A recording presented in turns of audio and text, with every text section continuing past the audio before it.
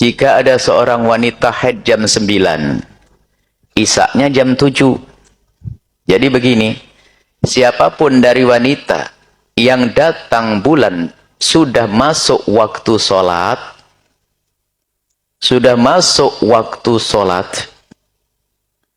dan ada kesempatan kalau dia mau langsung melakukan sholat, ada kesempatan untuk sholat, kok dia belum sholat, dia tidak dosa. Karena sholat isya waktunya memanjang, namanya wajib muwassa, mulai dari jam 7 sampai jam 4.30. Iya kan? Akhirnya, maksudnya ya nanti aja adalah sholatnya nunggu suami datang. Tak taunya suami belum datang, haid sudah ada datang. Maka ketahuilah bahwa Anda sebagai seorang wanita yang haid wajib mengqadha sholat tersebut. Karena apa? Darah datang, Anda punya kesempatan untuk melakukan sholat. Tapi Anda tidak dosa, karena Anda bukan niat untuk meninggalkan sholat. Hanya Anda mengakhirkan sholat isya saja. Mestinya jam 7 Anda sholat. Cuman ya, kan sholat di awal waktu tidak wajib, hanya sunnah saja.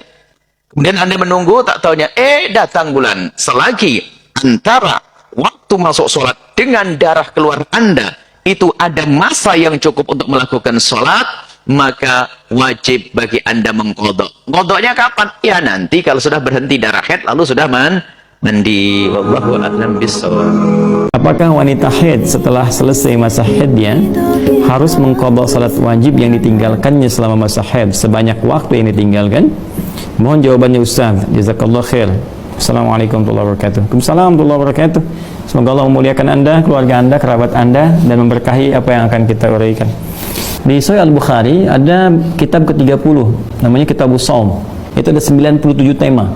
Ya, di setiap tema disebut dengan kitab namanya, ya, dengan kitab pembahasan gitu yang terkumpul. Setiap kitab ada subbabnya, disebut dengan bab, ya. Nah, kalau Anda buka ke-41, bab ke-41 di kitab ke-30. Jadi kitab ke-30 ini temanya nanti Kitabus Shaum ada subtema lagi.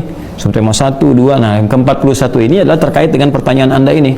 Qala Abu Zinad, Abu Zinad kemudian menyampaikan sampai ke kalimat dzalika annal haidha taqdi shauma wa la taqdi ssalata. Ya, bahwa di antara persoalan-persoalan yang dibahas itu adalah Nabi menyampaikan tentang seorang perempuan itu yang haid, tiba masa haidnya, ya, annal haidha taqdi shauma, dia akan mengqadha puasanya.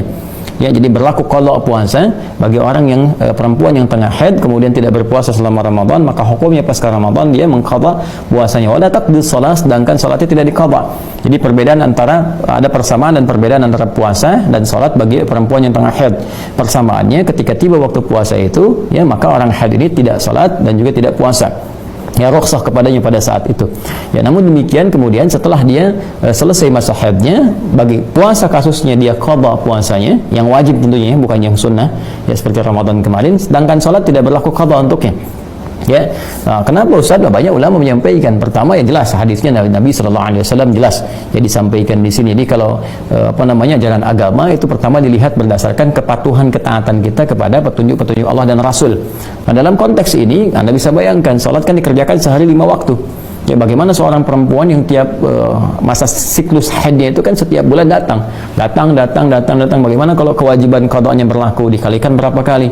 Ya, misalnya dalam sehari 5 kali, dikalikan kemudian dalam sepekan misalnya ada 35 kali dia mengulang, teknisnya seperti apa dan sebagainya. Maka dari itu Nabi memberikan petunjuk bahwa rukhsah bagi perempuan yang tengah haid kemudian ketika dia tidak bisa menunaikan salatnya, ya, karena memang kondisi fitrahnya. Hukum berlaku di situ. Maka berlaku kaidah dari Nabi sallallahu alaihi wasallam dalam hadisnya, idza maridal 'abdu aw safar kutiba lahu mithlu ma kana 'alaihi muqiman. Sahih, kalau seorang sedang sakit, ya, dan haid dikiaskan kepada penyakit yang menggugurkan karena ketidakada kemampuan, karena ketidaksuciannya untuk menunaikan ibadah, ya, kemudian setelah itu, ya, seperti juga orang-orang yang safar, kadang-kadang dalam beberapa kasus tertentu dia tidak bisa menunaikan dengan sempurna. Dia ada yang qasar, ada yang jamak dan sebagainya, atau bahkan yang biasa puasa dia nggak puasa sunnah, ya, kutiba lahu mithlu ma kana 'alaihi muqiman. Sahihan, maka berbahagialah orang-orang yang memang diangkat rukhsah karena ketidakmampuan secara fitrahnya demikian. Maka ketika dia dalam keadaan sakitnya atau haidnya, dia mendapatkan pahala seperti kebiasaannya saat dia sehatnya. Makanya saya sering katakan pada perempuan-perempuan yang haid, muslimah yang haid, ya, sebelum masuk haid itu di masa sucinya perbanyak amal ibadah. ya, baca Qurannya, sholatnya, kemudian sunnahnya, ya, dan sebagainya, itu nanti saat haidnya dia mendapatkan kebiasaan pahala dari rutinitasnya, ya, rutinitas saat dia suci, ya. Jadi masya Allah banyak sholat sunnahnya, dapat pahala tuh, ya, dapat pahala. Nanti ketika tiba masa sucinya kembali, dia qadha yang boleh diqadha, seperti puasa Ramadan kan datangnya sebulan sekali dalam setahun. Ya, sebulan itu maksudnya ibadah dalam sebulan, sekali dalam setahun. Ya, jadi kita katakan sekali setahun, ya, mungkin itu lebih tepat kalimatnya, sekali setahun dalam masa sebulan. Nah, misalnya ada berapa periodik di situ yang tidak menunaikan puasa karena haid tiba. Misalnya 2 pekan kah itu, atau 10 hari kah, atau 13 hari kah. Kemudian dari 13 hari dibagi 11 bulan berikutnya. Lebih ringan kan?